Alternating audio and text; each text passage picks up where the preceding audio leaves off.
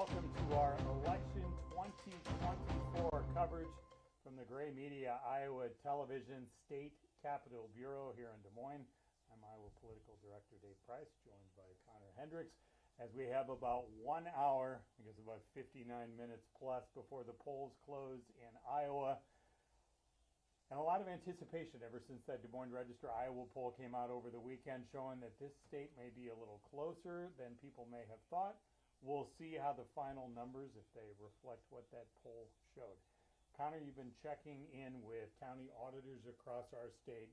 Whenever we have a general election like this, the buzz beforehand is always about turnout. So how's it looking?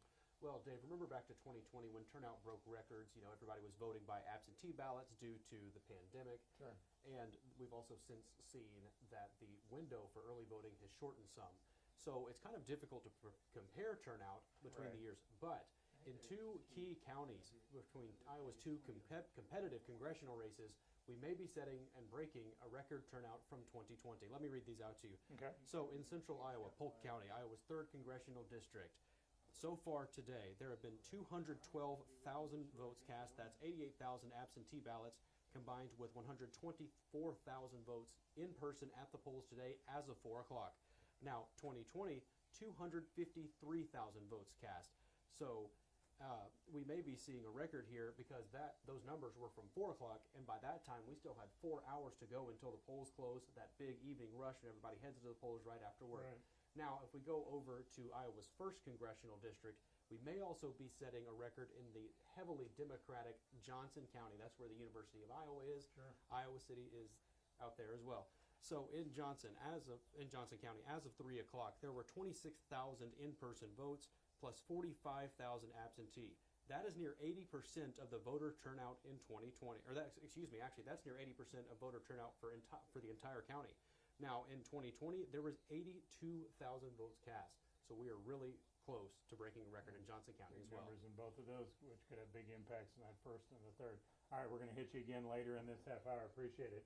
As we back off here, I want to reset us to the presidential for a reason. We bring in Des Moines Register Chief Politics Reporter Brianne Fahnenstiel. Hello, Brianne. I know you're hammering on a deadline here, so appreciate you carving out a couple of minutes here. I had to hit you up after Ann Seltzer's poll came out over the weekend with Kamala Harris up 3 over Donald Trump, especially because of what we saw here the last couple of cycles. And I'm curious, as you're sitting in the newsroom, what was it like when those numbers came in? It was a doozy. You know, it's always interesting in the 36 hours or so we get those numbers before we make them public, and we were really grateful to have the time to let those sink in a little bit and kind of figure out what was happening there. A lot of jaws were hitting the floor. As Ann Seltzer said, I don't think anyone saw that coming.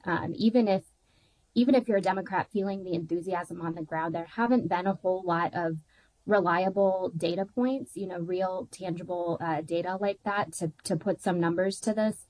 So I think it was really shocking for all of us internally as well.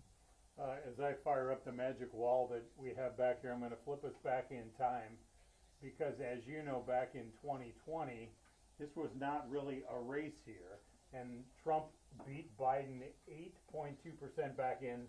The math they do for me, so it makes it a lot easier, but he won by about 139,000, and we have a little heat seeker thing we can put on this map, and when you put that on in the state of Iowa, it's just this dark, deep red, right?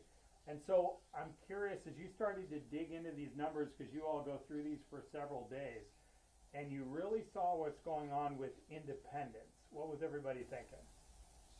Well, independents, as Ann Seltzer likes to tell us, is kind of a fickle group. And so it's interesting to watch them swing, because we have seen them make big swings in the past. But really over the last year, as we've been polling the Iowa presidential race, they've really been solidly behind Donald Trump. And so to see them kind of make this big switch over to Kamala Harris is really interesting. And that top line number is interesting, but especially when you dig down a little further and you see that it's really driven by independent women. Independent women are favoring Kamala Harris on a 28-point margin, which is just really not something we've seen before. And so, of course, you put that in context of what's happening in the state. You know, the 6-week abortion ban that Republicans passed just went into effect this summer. Perhaps we're seeing that, play out in the way voters are feeling about this election. Another thing that really jumped at me when we were looking at those numbers on Saturday night when those came out were women 65 plus, and the big gap in that race as well between Harris and Trump. That's right. Women 65 and older favor Kamala Harris in this poll by a 2-to-1 margin, which again is very significant. Older men still favor Kamala Harris, but by a much smaller margin. And so really kind of at both of those levels, you're seeing support among women drive this overall trend. But, you know, we talked to some of the people who respond to this poll after the fact and kind of asked them, why did you make the choice that you did? And I spoke to an older woman who says that, you know, she personally believes that she would never get an abortion, but she doesn't think it's right for the government to tell women what to do with their bodies. And so that's the reason that she's really voting for Kamala Harris this year. There are always so many great data points in the way Ann does her polls, but one of the things I always appreciate would be like an example of what she just brought up there, because as they're surveying these folks from the beginning, they ask, however they phrase it, would you be willing to have a follow-up from a reporter to kind of talk to you about this? And you get such great insight from people to kind of add to the numerical data to get that backstory. And especially with the 65 crowd, because I've been trying to figure out from people, hey, can this be right? And when you start talking to older women, they talk about, you know, hey, we were around pre-Roe before 1973, and it's just a different thing. And, you know, it's hard to know, you know, will abortion rights be the primary driver when it's all said and done tonight? But clearly there seems to be a shift once this state law is kicked in. Absolutely. And we asked people too what was driving their vote, what one issue. And so for Kamala Harris supporters, the number one issue they cited was, you know, a desire to protect democracy. But abortion was very clearly the second choice there. And it was a really different set of issues than what was driving Republicans. Republicans said it was the economy, number one, far and away, and then second was immigration. What about, I think probably another thing that maybe caught me all off guard is, and you don't want to overblow one poll, but since we do have an absence of a lot of state polls, then Ann's poll is really going to get a lot of attention. Then there was the Emerson College poll that also came out Saturday as well.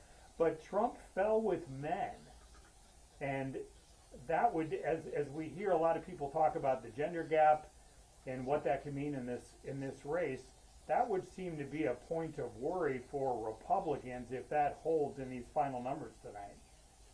I would certainly think so. You know, some other pollsters, some other analysts have said, you know, look at the gender gap and what the overall number is, that if Kamala Harris is leading with women more than Donald Trump is leading with men, then that's a very good sign for her on election night. And that's what we're seeing in this poll. She has a 20-point lead with women. Donald Trump has a 14-point lead with men. If that holds true, certainly in Iowa, that says really good things for the Democrats this year. What are you following tonight? I know you divide everything up in the newsroom, so what's your story tonight? Give us a little plug. I'm following the presidential race tonight, Dave. It's got a lot more interest than maybe we would have thought a week or two ago. And so I'm looking really at Polk and Dallas counties, certainly, not only for what they mean for the presidential race, but for that third district contest as well. If Democrats can really boost their turnout there and, you know, have a really strong lead in some of those Democratic-leaning counties going into the end of the night, I think that'll mean good things for them. We might be a battleground state again. You never know. Thanks, Brianne. Appreciate it. Thank you, Dave. When you step out, you know, we kind of looked at the map and just, even if this just ends up being competitive, and we'll see how this turns out, but that is something that we're going to definitely have to follow tonight. Just noticing how big that gap was when we were looking at this, and as Connor was talking about before, a couple of these key counties for Democrats that could be key counties when you're talking about Polk County in the center part of the state, and when you're talking about Johnson as you start shooting out east, those are the ones that I think we're going to be paying a lot of attention to as these numbers come in, because those will be the chances for Democrats, if they are going to have a good night, they're going to have to juice up their numbers in both Polk and Johnson County. This half hour we're gonna try to connect with the Dallas County Republican Party chair, who has been, for a lot of reasons, following a lot of things. Because, let's see if I can back us off to Dallas here. If you're watching from outside Des Moines, you know, Dallas is kind of right just off to the west of Des Moines, and it is the largest, the fastest growing county in Iowa, but it's also one of the fastest growing counties in the entire country. Happens to be my home county, so you can attest. At certain times, you see a lot more people there, and a lot of houses being built, and a lot of houses getting sold in that area. But a lot more people coming in, and for a variety of reasons, an interesting place to watch as we kind of do the broader view of the entire state tonight, because of that growth and because of what that can mean. For Donald Trump, we have seen, especially back in 2020, he had problems connecting with some folks in the suburban areas, like suburban women. So as Dallas County blows up in population and has a bigger and bigger impact in the entire district, then, you know, it could have a much bigger say in how this turns out. And especially in that 3rd congressional district, as we look at what happened 2 years ago, I mean, that was close, right? When Zack Nun was the Republican challenger, Democrat Cindy Axne was the incumbent at that time, and Dallas was close. I mean, you can see how close it was overall, and you can see how close it was in Dallas County as well. So that's where we're going to be. I think Dallas is going to be one of the key ones for us to watch throughout the night. We already talked about the turnout in Polk and Johnson, and then also, once you back out and look in that 1st congressional district, to look at all the way to the east, and Scott County will be one that we have to keep an eye on. Connor, why don't you jump back in here for a second? And we talked a little bit about turnout, but one of the other things that Connor has been watching kind of throughout our whole state as we back out, so we can get the full 99 county look here. And that was, we had some isolated cases of some issues, right? So up in Story County, and it was something that big picture probably delayed people, and it's going to mean more work for the folks who work in that office. Right. There was an issue with those voting. There was a technical issue with those voting tabulator machines. You know, when you go and try and put your ballot in. Now, the Iowa Secretary of State's office says that those poll workers just opened up an emergency ballot box that voters could put those in. They're obviously going to do a administrative recount to make sure that's okay. The Secretary of State's office also says that no one was prevented from casting their ballot. So all things told, it looks like they got that one under control already. Also, in Polk County earlier this morning, there was long lines at one precinct in Beaverdale. That's a neighborhood here in Des Moines. And the problem was that the voting tabulator was spitting back out ballots when you went to try and put it in, like a vending machine almost spits the dollar back. And it turns out that that was actually voter error, because if you hold on to your ballot, it's going to spit it right back out. So they got that cleared away right away. So all told, it sounds like everything's really running smoothly for the most part across the state. And also, Polk County Auditor Jamie Fitzgerald says that, you know, if you have concerns or you run into concerns when you go to cast your ballot, everything will be okay, because Iowans vote on paper ballots, so there's a paper trail of everything that happened. Now, also, if there's an issue that you run into and you want to report that, the Iowa Secretary of State's office has an election security tip line that you can call that tip into and have that investigated. I think one of the other things that we were concerned about, which, you know, we were hoping would never be an issue, but as we're watching what's going on in Georgia, your home state, the threats that were made, bomb threats at some of these polling locations that have just been a mess out there. Fortunately, they've been unfounded, it sounds like. And some of them, if not all of them, may have originated somehow in Russia. Right. But you're making these people leave. They're going to have to then reopen once everything's clear, somehow get these folks to come back hours later. And that state looks like it's going to set a record with turnout. And in a state where it's a close race, you know, that could be an issue. Every vote matters in a turnout race like that. So. But fortunately speaking, we've not heard of any drama like that, any issue like that. I need to check my message here as we try to connect with the Dallas County Republican chair here. I think she's having a little challenges clicking on the link here. Let's back off and look at a couple of these races here for me. Thank you. that first congressional district, I feel like this is one we are going to be following all night, and we've got 44 minutes or so to the polls close. So when you back up here and look at 2022, it's a reminder that this was the rematch, right? So you had Marianne M. Miller Meeks, the Republican. Christina Bohannon was her Democratic challenger. And you just can't, this is sort of like talking about, like we just did with Brienne, when you're looking at that presidential race and it wasn't frankly that close 4 years ago. Well, in this case, 2 years ago, this one wasn't that close. I mean, you're talking about a difference of 20,774 in the district, and almost seven points there, 6.8 if you want to be precise. So what a change 2 years from now, as both parties are looking at this, and when you're hearing both parties say that they expect to be close in the finale, that's when you know something's going on. And for us, I think we're really going to watch Johnson County, as Connor has been talking about all throughout the day in his reporting.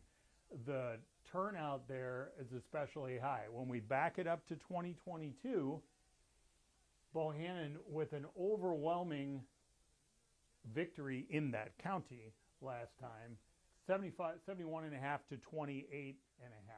And for her, that's kind of the place that she won back in 2022, and a reason why she did not fare well. When you put the heat on here to show the intensity, you see how red the district was, which is why it was so much easier. It was a blowout for Marianne M. Miller Meeks in that county, but everywhere else she did fine. So as we fast forward to 2024, a couple of things to watch. We're going to have to watch how things turn out in Johnson County, but then as you start working your way to the eastern part of the state, and you look at Scott County right here. Let's back that off and see what that was in 2022. All right, 2022, when these two were going here, Miller Meeks took it 52.7 to 47.3 for Christina Bohannon. That is a county that a lot of folks have told me to keep a close eye on. So while we've talked a lot about Johnson County and how Bohannon wants to really push the numbers up, she's done a lot of things at the University of Iowa trying to get those college students to get registered to begin with, but to also turn out to vote. A big point of emphasis for that campaign. But both of them looking at Scott County because of the importance for each one. Clearly, if Bohannon does especially well in Johnson and somehow flips this county, that could end up being a big night for her. As we wait to connect here, I do want to back off and look at that. Let's look at that second congressional district, and give me a little latitude on this one, but there have been some Democrats I've talked to today that, as we know, this district, Ashley Hinson, the former television anchor, the former state representative, the incumbent congresswoman in that district. Her challenger, Sarah Corkery, the Democrat, she's a nonprofit executive. This was not a race that was flooded with all kinds of campaign commercials, especially with all that outside money. Unlike the first and the third congressional district, where every single commercial break, it seemed like, had all that going on. In this one, this was not the case. You just did not see all that outside money.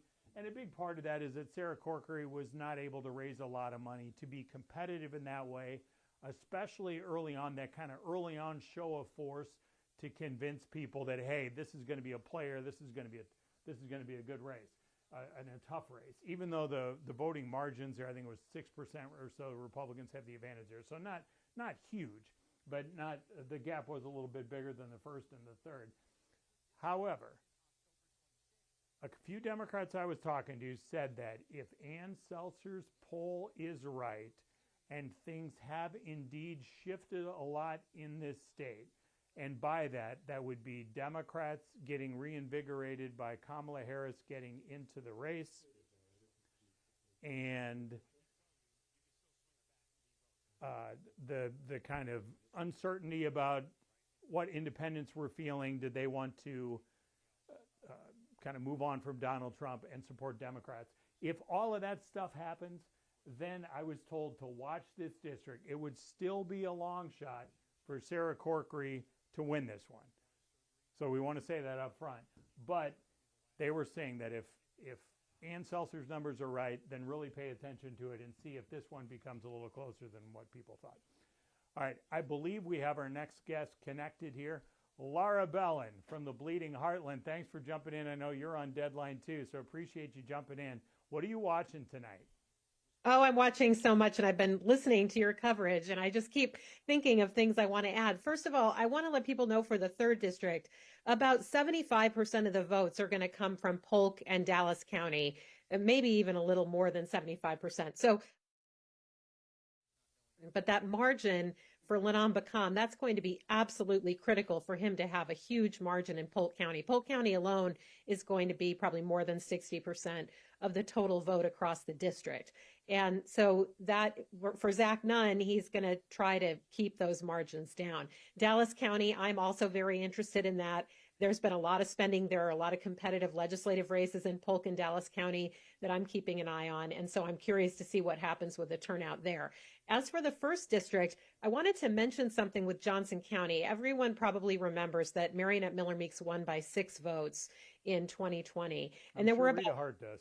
Yes, there were about 3,000 people who voted for president in Johnson County who didn't fill out the ballot for, I mean, they didn't vote for any. They skipped the race, right? They skipped the race. The race was at the very bottom of the left column of the ballot. It just, but because of how many presidential candidates there were and other things. So I actually looked at the Johnson County sample ballots. It's higher up. It's more like in the middle of the left column. So it shouldn't be as easy for people to miss that. I mean, there are always going to be some people who just vote for president and don't fill out the whole ballot. But sure. I expect the undercount to be a little bit less in Johnson County. Of course, that would be good for Christina Bohannon. Regarding Scott County, there are a couple things I'm very interested in. Democrats there feel that they have a better GOTV this year than they've had in quite a while. So they're optimistic. Also, Marionette Miller Meeks had a very poor showing in the Republican primary, and her challenger, David Pouch, was from the Quad Cities area. In fact, he actually edged her out and got more votes in Scott County.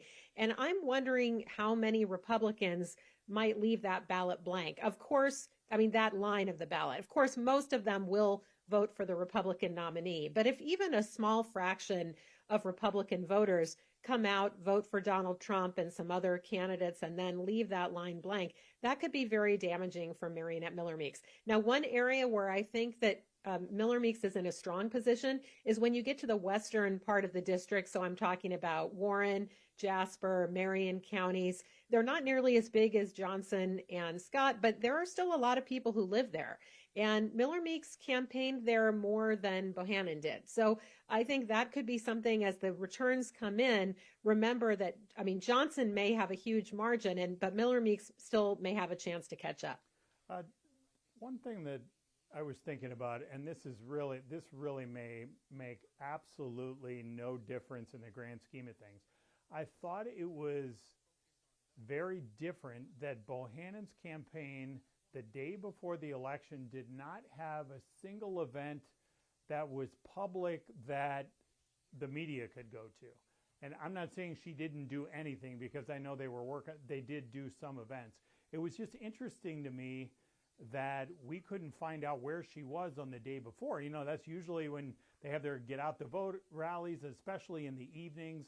They do, most of them do some kind of bigger gathering, so the TV stations can be live out there in their early evening news, then covered for the late newscast. And it was really unique that didn't happen. Did you make anything of that? I don't know what the thought process was on that, because Lanam Bakam, of course, had a big GOTV rally in Des Moines. By the way, I don't know, I wasn't able to independently confirm this, but Ashley Hinson has been traveling around the country campaigning for some Republican candidates for U.S. House and other states. And I think Sarah Corkery posted on her social media yesterday that maybe Ashley Hinson was traveling out of the district yesterday, which I thought was strange, but I'm not sure. But I did think it was odd that Ashley Hinson was spending some time campaigning in other states, even in the last 10 days or so before Election Day. But no, I don't really know what the thinking was of not having a big final GOTV rally in the first district. That is unusual, you're right. And I think both Hinson and Randy Feenstra have helped Zack Nun, which probably gives us some indication of I'm not saying Republicans are scared about it, but clearly they knew it was going to be competitive. They were both in the Des Moines area over the weekend, phone banking and trying to get out the vote for Zack Nun. I mean, he's had a lot of outside help, and who knows, I mean, how it's going to work out. Also, I think it's really important that libertarian candidates were knocked off the ballot in both of those districts. I looked at recent Iowa congressional elections, and when there is a named third party candidate on the ballot, usually that person gets at least a couple of percent of the vote. And when there's no third party candidate, the write-in vote is usually more like 0.1% or 0.2%. So I feel like that could benefit both Zack Nun and Marionette Miller Meeks. Hey, Laura, you have a wide network of Democratic activists and organizers, campaign folks. That kind of extended network of yours, what was the buzz Saturday night when that Des Moines Register Iowa poll came out showing Harris up 3? Did people think that was legit? What were they thinking?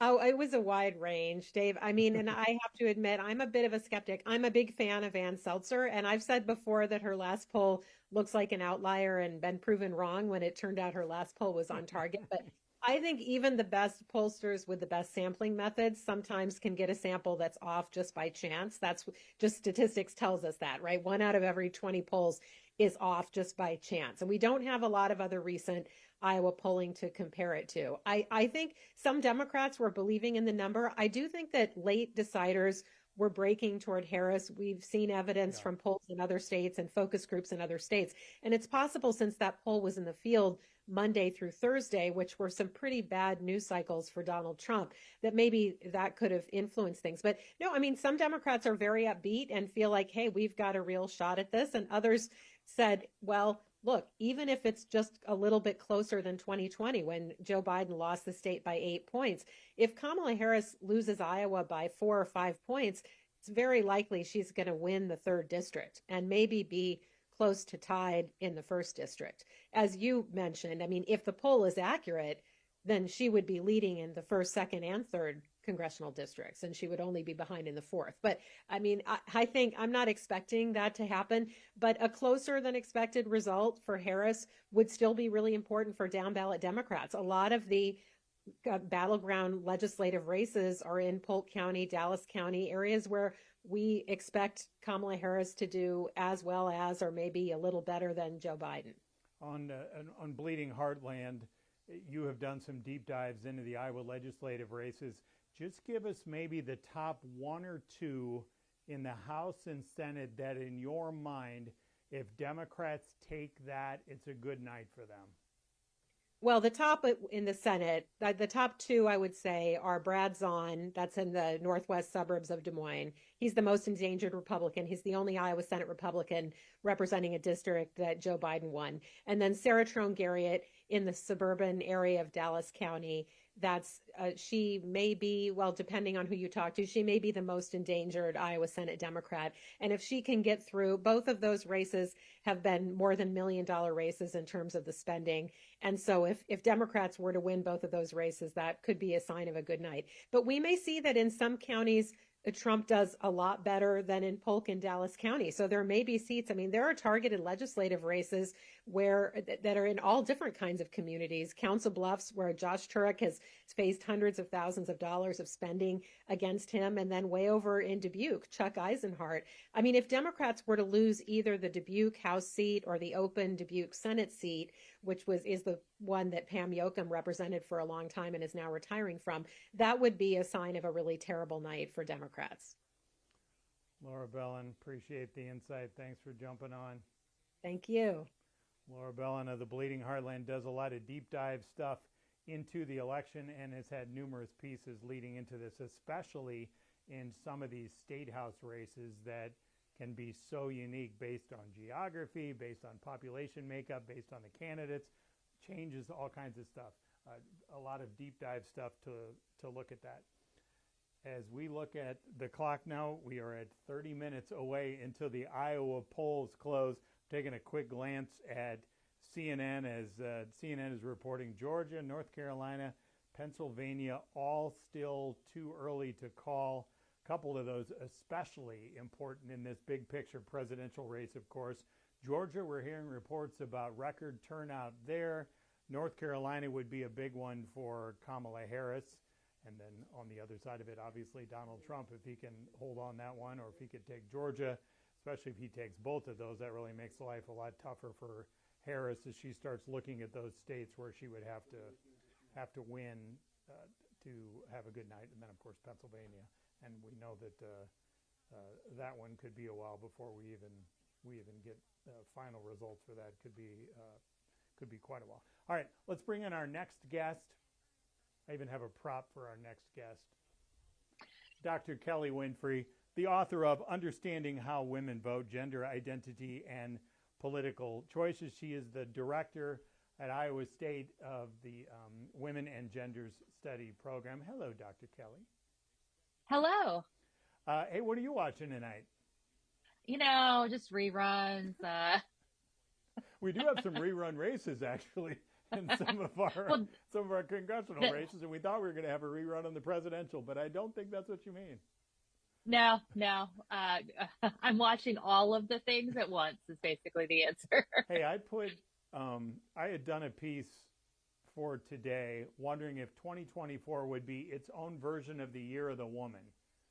What do you make of that? I think it very well could be. I mean, it will tell us a lot about what is a priority to women voters. Some of the research that I've been doing with this election is around the role of reproductive rights and abortion and how women are voting and feeling about the election.